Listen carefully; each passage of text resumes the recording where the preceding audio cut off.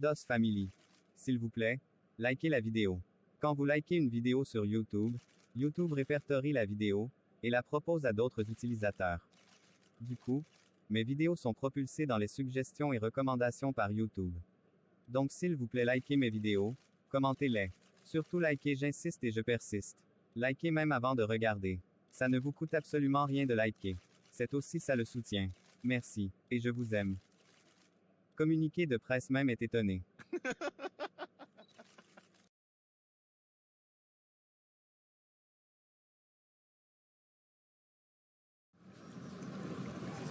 Hakim conduisit sa belle famille dans le quartier, où sa femme avait vu le jour. Pendant le trajet, maman Jeanne et son fils, qui étaient les deux à ne pas savoir ce qui se passait, reconnaissaient bien cette route, qui menait à l'ancien quartier de Habi, sauf qu'ils ne savaient pas la raison de cette visite. Hakim gara devant une maison toute neuve, qui brillait à distance. La maison était entourée d'une barrière légèrement grande, à travers laquelle, on pouvait voir l'intérieur, notamment la véranda. Ils sortirent tous de la voiture. Jusque-là maman Jeanne ne comprenait rien.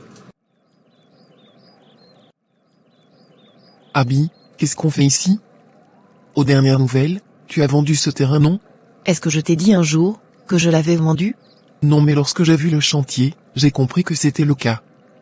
J'attendais juste le jour où tu allais ouvrir ce sujet. Maman, tu parles trop. Avec mon chéri, on a décidé de vous offrir un cadeau inestimable. Tu sais que le souhait qui me tenait à cœur était de vous sortir de votre maison. Eh bien maman, j'ai mis tout en œuvre pour que ce soit le cas. Je n'ai pas vendu le terrain, maman. Hakim ne l'a pas pris. Au contraire, nous avons construit cette maison pour toi. Je vous présente donc Abris et toi, votre nouvelle maison. Hein? Tu es sérieuse, Habi? Plus que sérieuse. Papa nous a aidés à faire les travaux. Tu te plaignais qu'il sortait trop, maman, et c'était justement pour surveiller les travaux. On voulait que ce soit une surprise pour toi. Voilà pourquoi on t'a mis à l'écart. C'est ma maison, Habi? Nous ne sommes pas chez quelqu'un d'autre? C'est ta maison, et ton mari va te donner la clé, pour que tu l'ouvres. À toi l'honneur.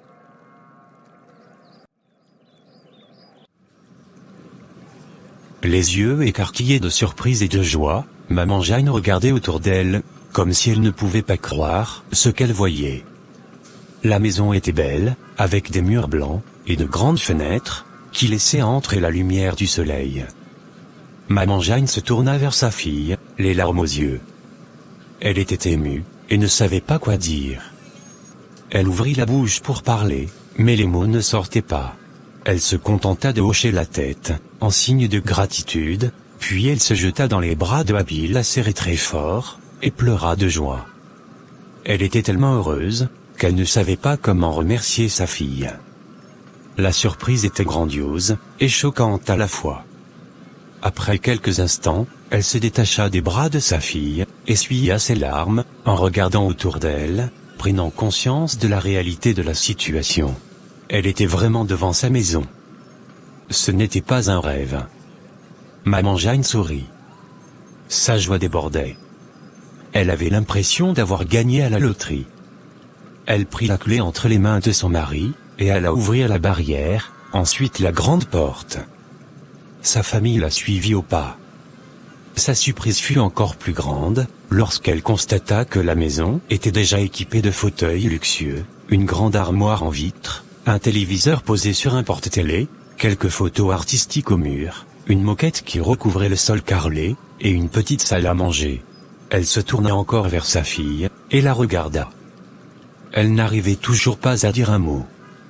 Habi lui fit signe de poursuivre la visite. La cuisine elle aussi était équipée de tout le nécessaire, allant jusqu'aux assiettes. Maman Jeanne n'aurait plus à faire ses repas dans la cuisine de bois, avec toute la fumée que cela comportait. Un frigo s'y trouvait également. La visite se poursuivit dans les chambres. Il y avait au total 3 chambres. Celle de Brice, qu'il avait déjà adorée, celle des invités, et la dernière, pour le couple. Cette dernière chambre comportait un lit plus grand que ce qu'ils avaient chez eux.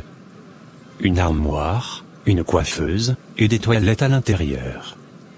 Ils n'auraient plus à partager les toilettes publiques avec leur fils, et les invités.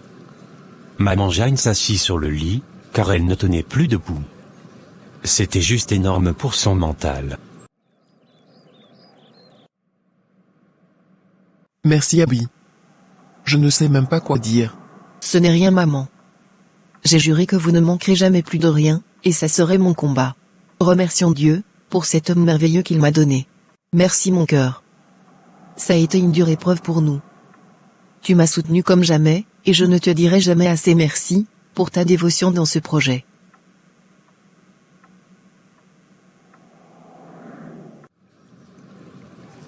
Hakim lui sourit, et lui envoya un baiser volant. La famille sortit ensuite pour le salon. Dès ce soir, ils allaient emménager dans leur nouvelle maison. Avec Brice, Hakim rentra chez eux, prendre juste quelques vêtements, et des objets de valeur. Abigail aida sa maman, à ranger ses vêtements dans son armoire. Tu sais ma chérie, j'étais fâché, quand j'ai vu que ce terrain était en chantier. Je ne comprenais pas pourquoi, tu ne m'en avais pas parlé, et ton père qui ne m'avait rien soufflé. Depuis des mois, vous avez bien caché ça. Je ne pourrais pas vendre ce terrain, qui m'a vu grandir. Dès demain, tu auras une femme de ménage. Pardon? Une femme de ménage? Ah non Abby, c'est exagéré. Pas du tout. Je vois mal ma mère se courber, pour nettoyer le sol. Non, tu ne dois plus travailler, même faire la cuisine. Elle le fera. C'est la petite sœur de la cuisinière de Hakim. Ah Abby.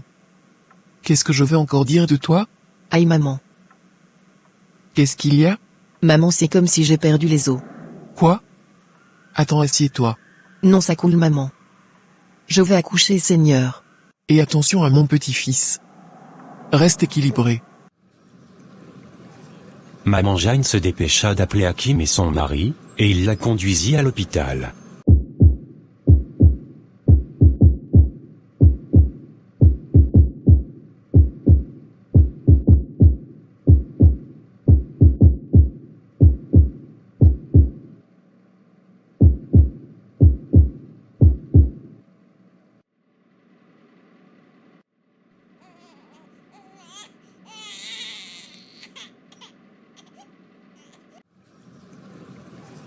Et Abigail donna naissance à un joli petit garçon, au grand bonheur, et au soulagement de toute la famille.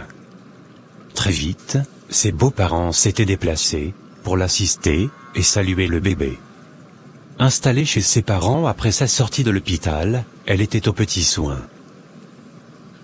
Le temps passait, et pour mieux organiser son mariage, Abigail s'était rendue à Ouaga, avec son mari et ses parents. Seul Brice était resté à Réau, car il composait le baccalauréat. Il les retrouverait à temps, avant la cérémonie. Assise au salon avec ses copines déjà venues l'assister, Abigail nourrit son fils au sein, ensuite apporta les tenues des demoiselles d'honneur à ses copines, pour qu'elles les essaient.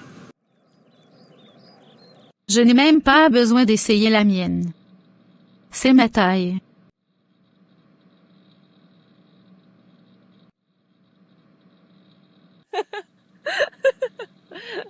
Tu rien? Tu sais que tu es ma demoiselle d'honneur, et tu tombes enceinte. Si tu ne portes pas ça, je vais trouver une autre demoiselle d'honneur où? Et ne me demande pas de choisir une cousine. Abby, ma grossesse ne se voit même pas, mais tu cries sur moi depuis. Ça se voit, n'est-ce pas Natacha? Oui, ça se voit, que tu es bien enceinte Marlène. Regardez elle aussi. Je vais porter, ne vous inquiétez pas. Même s'il faut ajouter le tissu dedans, ça peut le faire. Tu es sûr? Parce qu'il ne faut pas que tu tombes à mon mariage, parce que tu es resté longtemps debout, hein? Non, ne t'inquiète pas, ça va aller. Ma grossesse ne me dérange pas. Natou, tu avais quelque chose à nous annoncer, non? De quoi s'agit-il? Ah oui. Nous avons ouvert un hôtel à Dodougou, et le gérant de celui où je suis, a été muté là-bas. Et moi je le remplace ici. Je suis donc la nouvelle gérante de l'hôtel prestigieux. Oulala, quelle bonne nouvelle. Toutes mes félicitations ma puce. C'est une très bonne nouvelle. Allez d'échelon en échelon. Ils adorent ton travail. Pendant ce temps, moi je croupis dans le mien. Je ne sais même pas si un jour on va m'augmenter. Oui, mais tu as un homme, qui va sûrement t'épouser. Moi je jongle encore. Je préfère encore mieux avoir un travail bien rémunéré, que d'avoir un homme. Vous avez des discussions bizarres vous deux là. Tu dis ça, parce que tu es déjà complète. Tu ne manques plus de rien, alors que nous on a encore du chemin à faire. Tu crois que parce que j'ai de l'argent, que je suis complète? Ou parce que je me marie, que je n'ai plus rien à prouver? Tu crois que l'argent achète tout? Si c'était le cas, je n'allais pas aller à l'école, j'allais acheter mon diplôme, et aller directement travailler à l'hôpital. Vous avez vos diplômes. Tu as la licence Natacha? Et toi Marlène, tu as le BTS. Quant à moi, je n'ai encore rien. Tu trouves ça négligeable? Pourquoi vous voulez absolument résumer le bonheur d'une femme, à une belle vie, ou à un mariage? Vous croyez que le mariage est facile? Parfois j'ai envie d'aller rester chez ma mère, même pendant 2 mois. Ce n'est pas facile, rien n'est facile. Même avoir beaucoup d'argent n'est pas facile. Natacha, concentre-toi sur ton travail, et tu trouveras en cela un épanouissement. L'homme de ta vie arrivera, sans que tu ne le cherches. Quant à toi Marlène, bosse dur pour avoir une meilleure offre, et occupe-toi de ton bébé. Chacune devrait trouver à sa vie un peu de bonheur, sans vouloir ressembler à l'autre. Parce que vous ne connaissez pas les réalités de la vie des autres. Et je refuse qu'on assimile ma vie à une réussite. Moi je n'ai pas encore réussi. J'y travaille toujours. Très bien parlé ma copine. Tu as compris non Natacha? Arrête de te lamenter, et vis ta vie. J'ai compris les filles. Il faut vraiment que j'arrête de suivre ma mère. Bref. Allons-y aider à la cuisine, avant que maman Jeanne ne vienne nous tirer les oreilles. Je sais qu'il y a encore beaucoup parmi vous, qui n'ont pas encore liké notre vidéo. Alors faites-le dès maintenant.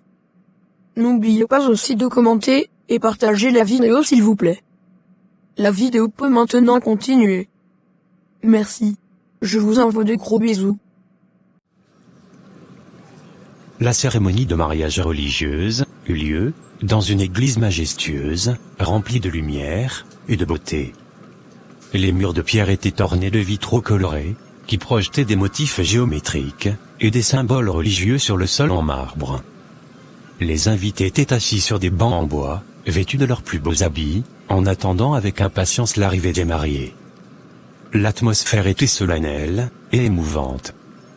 La mariée vêtue d'une robe blanche, avec une voile sur la tête, marchait lentement vers l'autel, accompagnée de son père. Le marié vêtu d'un costume blanc, lui aussi attendait avec impatience, les yeux brillants d'amour et d'émotion.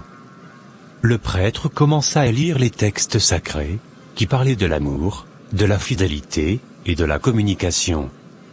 Les mariés échangèrent ensuite leurs vœux, en promettant de s'aimer et de se soutenir pour toujours. Abigaël et Hakim étaient prêts à consommer leur nouvelle vie, en tant que mari et femme. Ce fut avec grand plaisir que maman Jeanne accompagna sa fille, son gendre, et son petit-fils en Europe après le mariage, où elle allait séjourner pendant de longs mois. Papa Georges se retrouva à la maison avec son fils, et la ménagère Esta, qui leur préparait de bons petits mets. Brice attendait impatiemment les résultats de son examen. Il en était tellement stressé, qu'il refusait de sortir. Cet examen était décisif, pour son avenir. Ce midi, Papa Georges s'installa à table, pour manger. Esta vint lui mettre son repas, avec en plus un verre de vin, comme il aimait. On sonna à la porte, et Esta alla ouvrir. Ne la voyant pas revenir, Papa Georges sortit y voir, qui était leur invité. Esta, qui est-ce? C'est moi papa. Dit Paul, qui se tenait devant Papa Georges, avec une béquille, et une jambe plâtrée. Papa, je veux te parler s'il te plaît. Esta, mets-le dehors, et ferme la barrière. Et n'ouvre plus jamais à cette personne. D'accord papa. Papa, je t'en prie écoute-moi. Donne-moi seulement 1 minute. Papa ne me laisse pas comme ça s'il te plaît. J'ai besoin de te parler.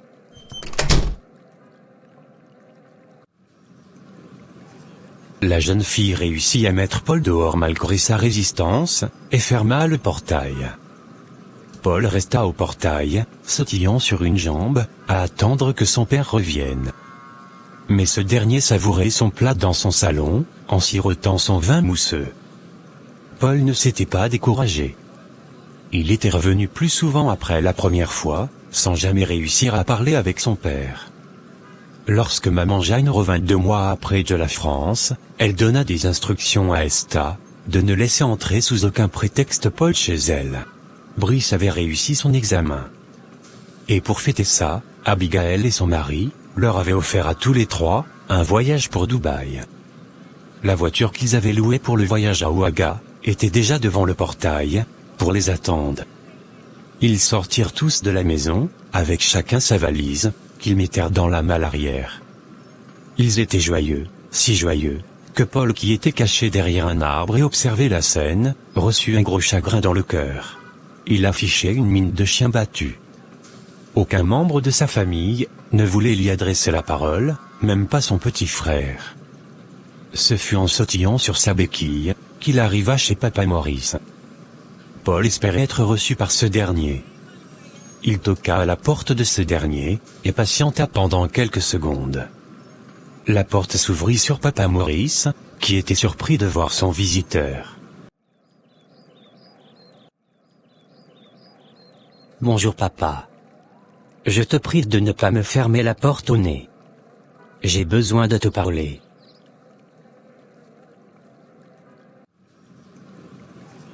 Papa Maurice regarda le jeune garçon, qui affichait une mine de chien battu. Ses yeux se portèrent sur ses pieds, et il fut surpris de le voir avec un pied plâtré, et des béquilles, ce qui l'amena à accepter sa visite.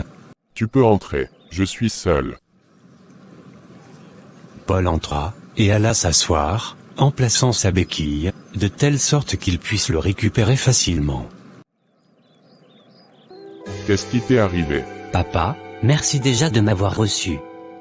Je sais que je suis la dernière personne que tu voulais voir. Comme tu peux le constater, j'ai eu un accident, il y a 2 mois. J'ai frôlé la mort papa. Après l'altercation que j'ai eue avec Abby, je suis allé m'installer à Bobo Dioulasso avec ma fiancée, pour me concentrer sur mon business là-bas. Donc c'est lors d'une sortie le matin sur une moto, qu'un véhicule sorti de nulle part nous a percutés, et voilà. J'ai passé plus d'1 mois à l'hôpital, et j'ai été opéré également. Désolé pour toi, je déteste les motos dans cette ville. J'espère que tu vas pouvoir retrouver l'usage de ce pied. Oui. Les médecins m'ont dit que ça se fera tout doucement. Tant mieux. Alors dis-moi qu'est-ce qui t'amène? Papa, je veux que tu m'aides à me réconcilier avec ma famille. Ah bah dis donc, il était temps. Après plus de 2 longues années, tu reviens aux meilleurs sentiments. Est-ce que tu t'es approché d'eux? Oui. 2 fois, mais mon père n'a pas permis que j'entre. Et tout à l'heure, j'y étais. Ils sont en train de voyager, d'après les valises que j'ai vues. Effectivement, ils vont à Dubaï, pour célébrer la réussite de Brice à son examen. Et après ça, il ira retrouver sa sœur en France, pour poursuivre ses études. Mais qu'est-ce qui s'est passé, pour que tu décides de revenir vers eux? C'est parce qu'ils vivent dans une belle maison, parce que ton père est devenu l'ami du député, qu'ils se fréquentent régulièrement, ou c'est parce que tu veux profiter des biens, que Abigail envoie à sa famille? Rien de tout ça papa. Même s'ils étaient encore dans leur ancienne maison, j'y serais allé. Tu m'as dit un jour, que la richesse d'un homme, c'est sa famille. Et c'est maintenant que je comprends le sens de cette phrase puissante. Papa, quand j'ai eu mon accident, ma fiancée m'a quitté, déjà que ça n'allait plus bien entre nous, depuis le jour où mon immeuble a été démoli, et que j'ai traîné à l'épouser. Elle m'a abandonné, quand j'avais le plus besoin d'elle. Papa, pendant mon internat, j'étais seul. Je n'extrapole pas papa. J'étais vraiment seul, comme un orphelin. Pas un membre de ma famille, pas d'amis, pas de connaissances. Personne n'est passé. Je partageais ma chambre avec un autre malade, qui avait de la visite tous les jours. C'est grâce à lui, que je pouvais manger quelque chose. Ce sont ses sœurs et frères, qui m'aidaient à aller aux toilettes, à aller acheter mes médicaments. Bref. Ils étaient présents. Papa, quand je suis rentré chez moi, j'ai cru que ce sentiment de solitude allait passer, mais non. Ça s'est plutôt aggravé. J'ai regardé mon compte en banque, papa. S'il y a quelque chose que j'aime bien voir, et sourire, ce sont mes millions de francs. Mais ça n'a pas été le cas. J'ai de l'argent, mais je suis seul. Je ne suis pas heureux. Je déteste ma vie. C'est comme si j'étais transparent. J'ai compris alors que le véritable sens de la richesse, ce n'est pas ton compte en banque. C'est la famille. Une famille que j'ai rejetée. Des amis que j'ai pris en considération, alors qu'ils ne l'étaient pas en réalité. Une femme que j'ai aimée, mais qui m'a abandonné dans la maladie. Voilà pourquoi je suis revenu, et je te jure, papa, que je suis prêt à tout, pour retrouver les miens. Je ne peux pas effacer le passé, mais je peux construire l'avenir. Waouh, très beau témoignage. Je suis mieux placé pour te dire que je te comprends. Moi-même ayant grandi sans parents, je peux te comprendre. J'ai toujours dit que quand un enfant perd ses deux parents sur cette terre, qu'il sache qu'il a tout perdu. Personne ne peut te supporter comme tes parents. Je suis content que tu aies enfin ouvert les yeux. Mais je veux te demander si ce n'est pas trop tard pour ça. Pour ton père, c'est mort. Ta mère a un cœur de mère. Peut-être qu'elle pourrait t'écouter un jour. Je dis bien un jour, pas tout de suite. Personnellement, je ne pourrais pas aller vers eux pour parler de toi. Ne me donne pas cette tâche. Je ne pourrai pas. Tu vas devoir te battre tout seul. Je me suis rapproché de Hakim, mais il m'a bloqué de partout. J'ai pu avoir le numéro de Abigail, qui également m'a bloqué, et je n'ai pas celui de Brice. Tu sais, lorsque j'ai appris que Abigail a démoli ton immeuble, ça ne m'a pas plu. J'étais très étonné qu'elle le fasse. Mais quelque part, ce qu'on oublie, c'est que tout le monde peut être méchant. La méchanceté n'est pas l'apanage d'une catégorie de personnes. Tout le monde peut le devenir. Il suffit de pousser à bout, et tu l'as fait. Abigail a été méchante, parce que tu l'as poussée à bout. Or en principe, elle n'est pas comme ça. Les immeubles tu peux en construire des dizaines, car tu en as les moyens. Le matériel, ça se remplace facilement. Mais la famille non. Personne ne peut remplacer la famille. La preuve, tu es revenu vers eux. À ton âge, si mes comptes sont bons, tu as déjà 30 ans, pas de stabilité émotionnelle, et pas d'enfant, malgré que tu as cherché, pas de véritable ami, pas de famille. Tu as quoi? Ton compte en banque plein. L'argent qui pouvait aider les tiens, l'argent qui pouvait faire ce que Abigail fait aujourd'hui, pour la famille. Tu crois que si elle a autant de succès, c'est parce qu'elle a épousé un homme riche. Non, c'est parce que ses parents prient pour elle. Elle a leur bénédiction, partout où elle va. Toi, personne ne prie pour toi, même pas toi-même. Est-ce que tu peux rivaliser avec la prière d'une mère pour ses enfants? Abby récolte ce qu'elle a semé tout simplement, ce qui t'a dépassé. Tu crois qu'aujourd'hui, ils vont accepter que tu reviennes, parce que tu te sens seul, parce que tu as compris leur importance. Non, ils ne verront pas sous cet angle. Ils verront un parasite, qui revient profiter des récoltes, qu'il n'a pas semées. Je vais te dire Paul, si tu veux vraiment retrouver ta famille, ne baisse pas les bras. Reviens ici t'asseoir à leur porte, jusqu'au jour, où ils accepteront de te parler. C'est tout ce que je peux te dire à présent. Merci beaucoup, papa.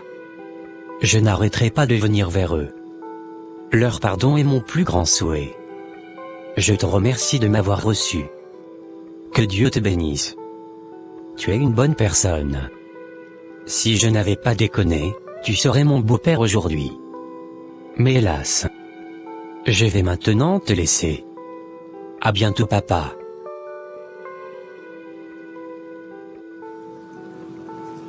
Et Paul partit.